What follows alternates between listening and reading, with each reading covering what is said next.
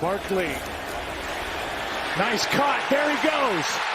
Saquon to the end zone. Touchdown, Giants.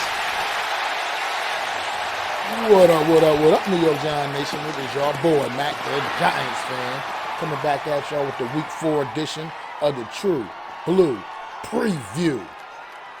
The New York Football Giants hosting the Chicago Bears, 1 o'clock, MetLife Stadium on Sunday afternoon. This is going to be one not for the faint at heart, man. You are talking about two teams right now, both coming in sporting a very identical 2-1 record, but neither one of them look like a 2-1 football team, to be quite honest. And it's going to be an ugly one on Sunday. I'm still trying to figure out right now where the offense is coming from in this game. And we're going to get right into it, man. We talking about two of the most anemic offenses in the NFL through 3 weeks, facing off against each other. It's just rough. I mean, we got the New York Giants who've been just running in quicksand, it seems like, offensively for the most part. Had a pretty solid run game through three weeks. Pretty good run game through 3 weeks. And the Bears have also sported a pretty decent, respectable run game through the first few weeks of the season. But that's where it ends offensively for these two teams, man, because their passing numbers have been atrocious through 3 weeks for both of these teams, man. You got Justin Fields, who hasn't even thrown for 300 yards on the season in 3 games. This man has still not even eclipsed 300 yards passing overall. We got quarterbacks that are doing that in 1 game. They're just doing 300 yards a game.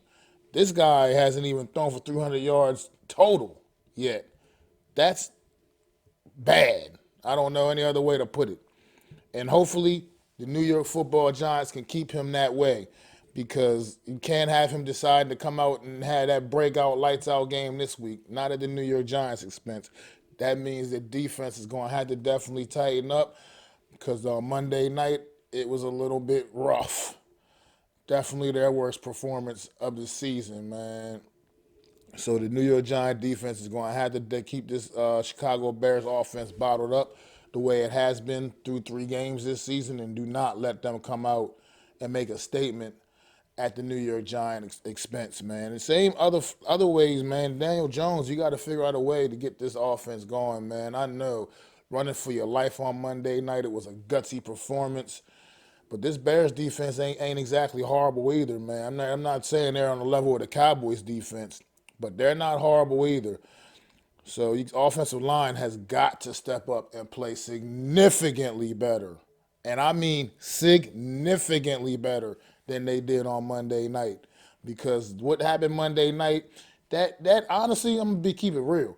That can't happen again if you want to have any level of success this season. That cannot happen again, a performance like that. Get Evan Neal the help he needs until he is ready to prosper on his own, man. Because right now, he needs help in the pass protection game, point blank, period. Stop leaving him on the island with these good, strong pass rushers, man. Because right now, he's not quite there yet in the pass blocking, from a pass blocking scenario. It's just not working out right now. He's getting killed one-on-one most of the times. And on Monday night, he got taken to school by DeMarcus Lawrence. Absolutely taken to school. But I got a lot of people out there trying to already throw the bust word out there on Evan Neal. Are you kidding me? It's been 3 games. So pump the brakes on that, folks. I believe in the talent of this kid. He will come around. This is the NFL. This ain't Alabama no more, man. So you got to give him more than 3 games before you start throwing the word bust out there. That's just ridiculous. That's just the ridiculous stuff we've been dealing with as a New York Giant community, because we've been so bad. People were calling Andrew Thomas a bust after his rookie season. You kidding me? Right now, he's a damn top left tackle in the NFL right now. Right now. So pump the brakes on that bust stuff. Offensive line, you got to do better. You got to do a lot better than you did. And once again, also, we talk about these two teams, man, these offenses, we're talking about maybe, and I'm not even going on, it's probably likely that these are the two worst wide receiver rooms in the league. I mean, you got just no name wide receivers down the line for both of these teams at this point. New York Giants got a kind of a different set of issues than the Bears. The Bears just got legitimately a bunch of no-name dudes. I mean, Darnell Mooney, where are you at, bro? You're not even the leading receiver through 3 games for this team, and you're listed as the number one. You're the number one guy. But their leading receiver in St. Brown, man, you're talking about, and not Amon St. Brown, I'm talking about his brother. I can't pronounce his first name properly, so I'm not really going to make an attempt at it. But you're talking about a guy with 4 catches for 77 yards and a touchdown as your leading receiver through 3 games? And that's his stat line through 3 games, and he's your leading receiver? Yeah, you think the New York Giant wide receiver room got problems? That wide receiver room got problems. But the New York Giants leading receiver, on the other hand, Sterling Shepard, is out for the year with another season-ending injury, and honestly, I believe it's a career-ending injury. So prayers up to Sterling Shepard, man. This has been unfortunate for this guy, man. He's played his heart out for the New York Football Giants, but there's no doubt in my mind he's played his last football game for the New York Giants.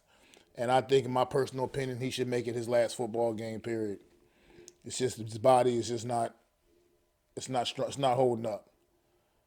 One reason or another, it's just always one injury after another with Sterling Shepard, man. It's unfortunate. This guy has the heart of a lion, man, and he goes out there and gives it his all, and he competes, and he works hard, man. He works his tail off, and it's unfortunate, man, that he's now gonna be missing another entire season of his career.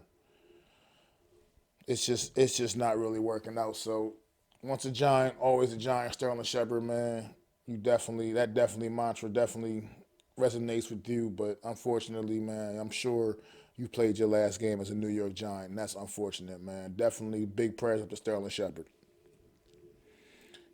Kenny Golladay, still a no-show, and as far as I'm concerned, I'm not even relying on you anymore. I personally feel like the team shouldn't rely on you anymore.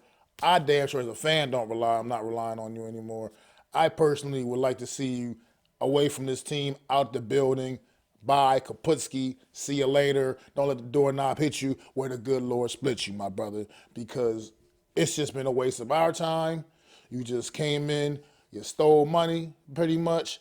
You made a lot of promises you did not keep, and you out there getting outworked by guys like David Seals and Richie James. And they're getting playing time over you, which, come on. Where does that make sense at? But that's neither here nor there. Kadarius Toney, I don't know what to say about you either, man. It's always one thing or another, one little injury here, one little injury there. Who knows? I don't know. But you haven't been practicing, and it's not looking great that you're going to be on the field on Sunday as of what we're seeing right now. You haven't been practicing. Wan'Dale Robinson, first-round rookie, still not back practicing yet. Got injured week 1 against the Tennessee Titans early in that game, and he has not been back to action yet. Also still not practicing. And then now we got young rookie Cordell Flott that's listed as doubtful, looking like he's definitely not going to be a go on Sunday either. Leonard Williams hasn't been able to practice this week. Jahai Ward's been limited as well. So those are some of the key players right now that we're looking that we're looking on the injury report right now for the New York Football Giants. And a few of those guys are definitely looking like they're likely not to play. Aaron Robinson has been back to practice on a limited basis, so maybe he can work his way back into the lineup. That would be kind of key for the New York Giants, because this guy was starting to finally look like he was starting to put some things together and start to get it a little bit. And he can only be a help for this defense. Can only help out the defense. And then as we know, on Monday night we got our guys back in the lineup: Azeez Ojulari, Kayvon Thibodeau. But we got to see more, because on Monday night we didn't see anything. And I get it, first game's back. Well, Kayvon, your first game, period. Azeez, your first game back since a year ago. Good solid rookie season last year. You got to give us some more of that effort and some. We're expecting a lot from Azeez Ojulari this year, and it's still plenty of time to get it going. But at the same time, we got to see a lot more than what we saw on Monday night, and that was against a Cowboy offensive line that people have been laughing at and calling a joke. They played the New York Football Giants very well, and the New York Giants could not generate any pressure on Cooper Rush a week ago. You got to be able to do something. You got to be able to contain Justin Fields and try to make him beat you and try to keep him in that pocket, man. Because if he gets out that pocket, he can do some tremendous things with his legs. So we got to definitely contain a lot better than we were on Monday night. Can't let him just get to the outside, man. Got to do better, and that pass rush has got to start getting home. You got to create pressure, and it's got to get home. Justin Fields is very turnover prone. People talk about Daniel Jones. Justin Fields is very turnover prone. He will fumble. He will throw the interceptions. You got to get the pressure on him, man. But yeah, and just Brian Dable, I think you can go out there and just outcoach the Chicago Bears coach, man, whose name is not coming to mind right now offhand. I can't even remember his name. I know he's just a joke. He sucks. Anyway, but at the same time, you just got to go out there and not be outcoached by this guy, man. You got to get the job done on your home field in MetLife. And this is the kind of game, if you want to keep your season alive and want people to maybe remotely take you a little bit serious, you can't drop games like this. You just can't. You got to figure it out. I mean, look at Chicago's. Chicago's wins are almost kind of like ours. They had a lot of luck on their side. You know, some things that went the right way. Week one, they played in practically a monsoon against a San Francisco team that I feel like they had no business beating. Then they got trashed week two on Sunday Night Football by the Green Bay Packers. And then week three, a little bit of the same, man. Just was able to play some stout defense and do just enough offensively to beat the Houston Texans, who, you know, is just a team that's on par with the New York Giants and the Chicago Bears of the world. I mean, we're bottom feeders of the league, let's face it. I mean, you got to call it like it is. We're teams that are looked at as you know, the undergrads, basically, so to speak. So just got to go out there and get it done, New York Giants. You can't go out there and lay an egg against the Chicago Bears team. This is the kind of game you got to figure out how to win. And I would like to see you do it convincing. I would like to see the offense peak this game. This is the kind of game I want to see Daniel Jones go out there and have a good 200-some-odd yard passing game. Throw a couple of touchdown passes, Daniel Jones, man. Let's get a multiple touchdown pass game for you, man. Let's get Saquon Barkley going early and often. Because it looks like Chicago Bears may be going in this without their starting running back, David Montgomery, but their leading rusher on the team this year thus far has been Khalil Herbert, who had a tremendous game on Sunday against Houston Texans. He's the reason Chicago Bears pretty much won that football game. He put them right up on his back and carried that team to a victory, man. But Justin Fields has only been able to complete about 14, 15 passes in the last couple of games, man, that he's played. And obviously that's not going to be good enough to get the job done ever, and it shouldn't be against us. And if we can keep him, like I said, to that kind of level of play, we got a real good shot in this one. I still don't know where the offense is coming from truly, because these are two anemic offensive games. So if you like offense, this is not going to be a game you're probably going to want to watch, because you're probably not going to see a lot of explosive fireworks in this one. But I got to give the Giants credit. I think they'll give the Bears a game. I do believe the New York Giants can get the job done, and I believe that they're going to go out there and win this game. I'm going to say the Giants by about 800. 16-9, yeah. 16-9. That's the best I can do based off of what I've seen offensively from these two teams. I can't rate any kind of a score any higher than that. So I think the Giants go out there and win 16-9, and, you know, just go out there and get the job. I really don't care how many points we score as long as we win the football game. The W is what matters to me. That's what matters. That's what counts. Because when they put that W down in the win column, it doesn't say they won, but they only scored 16 points. No, it doesn't say that. So all we need to do is win, and make sure you do that. Protect your home field and get the job done. And hopefully we can come out of this injury-free, and don't have any more devastating injuries on that ridiculous, terrible MetLife turf. And make sure after the game, you tune in to the True Blue Aftermath live on MacDaGiantsFan's channel.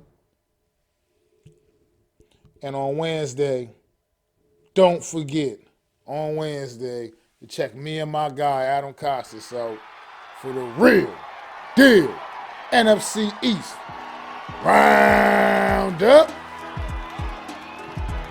It's your boy, Mac the Giants fan. Make sure y'all subscribe, like, and ring that bell. Hey! I'd like to thank you all for listening. If you was feeling this, please take time to subscribe and smack them likes. Feel free to drop a comment and let me know what you think. Don't forget to ring that bell so you know when I'm dropping new content. It's your boy, Mac the Giants fan. You can find me on Twitter, YouTube, and Facebook at Mac the Giants fan. That's MacDa Giants fan.